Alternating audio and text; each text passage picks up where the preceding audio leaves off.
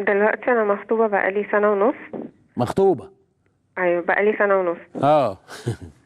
اول ما اتفقنا احنا كنا متفقين على 3 سنين، على اساس ان هو كان شغال شغل خاص، يعني محاسب في مكتب محاسبة صغير. بعد ايوه كده وانتوا وافقتوا؟ احنا وافقنا. عشان حلو؟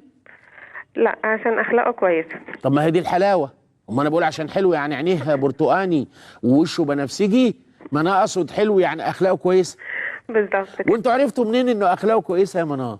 بابا قعد معاه قعد معانا فطلعت اخلاقه كويسه، يعني ادانا له ورقه وقلم وعملنا له امتحان في الاخلاق فجاوب صح.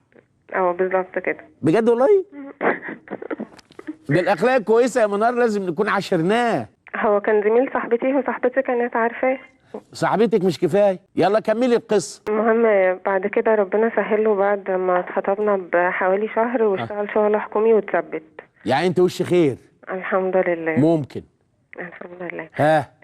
بس بعد كده احنا بابا كان متفق ان هو هيساعده. احنا كنا متفقين على 3 سنين دول على اساس ان هو لسه ما فيش شغل ثابت او كده، فكان هيبقى وضعه برضه يعني قلنا هيبقى صعب ونصبر ونستنى، خصوصا ان هو نصبر يعني يا حبيبتي. بس بعد كده بابا قال يعني سنة مثلا كده وهيبيع عندهم أرض في البلد. الأرض دي يعني عدى سنة وكده وما فيش أي حاجة، ما عرفوش يبيعوها، والأرض دي كمان عليها ميراث.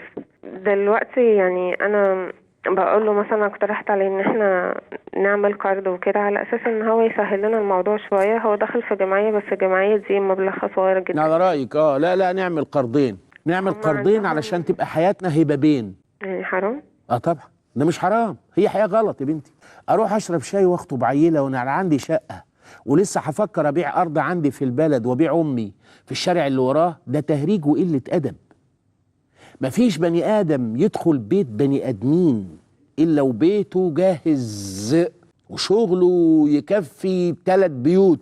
من استطاع منكم الباءة فليتزوج. فيش واحد يروح ياخد ترانزيت عند ناس سنة واثنين وثلاثة وفي الآخر احنا كنا متفقين، لا ما اتفقناش يلا هد الدنيا، بعد ما يكون بوظ حياتهم ودخل حياتهم وفضح الدنيا وخد ذكريات وعمل باك جراوند، ونتخانق ونتصالح ونتخانق ونتصالح. دي مش جوازات، دي انتحارات. المسلم لو قالوا له ايه رأيك يا فلان يا حبوكشة، انت يا حضرتك خلصتي جامعة يا حبيبي اني خطوبي دي، يقوم الواد يقول ايه انا لسه بقول يا هادي اخطبها. ثقافة امك عيشة، مش عائشة رضي الله عنها ايش تضيع منك احجزها اصلها جاموسة ادي عربون. ما ينفعش. هيجي بعد شهرين 3 واحد احسن، هتكون انت سكتك وقفت، ده وقف حالك. هيجي واحد محترم، هيجي واحد يقدر يفتح بيت ويقدر يربي عيال.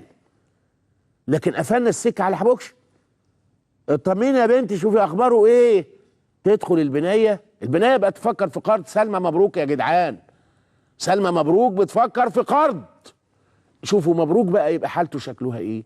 خلاص بقت عقل اقتصادي بتفكر في اللي يودي جهنم عشان ان شاء الله معاها اتجوزت. قرض ليه؟ قرض ليه؟ اذا كان اللي رايح يقول لبيك اللهم لبيك قال هجيب قرض، العلماء يقولوا له اقعد اتنيل. مفيش قرض للحج ولا تقسيطه ولا بقسيطه. احنا مش هنودي زباين لربنا، الدين اغنى وربنا اغنى. في حاجه اسمها لمن استطاع اليه سبيلا. هنجيب بقى ودننا من جيله نقدر يسد وما يقدرش يسد والدنيا خفيفه ويحقق امله وشوقه. والله نسخنا دين محمد وجبنا دين جديد ما يعرفه سيدنا محمد ولا يحبه ولا يقبله. 3 سنين ونوافق.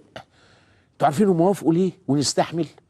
تلاقي ام منار دي او خالتها يا اختي حد طايل النهارده العيال ما بيتجوزوش ويقدر ونلبس الدين العمه بقى. الدين اللي هو المفروض بيلبسنا وبيسترنا وبيعلمنا احنا نلبسه بقى.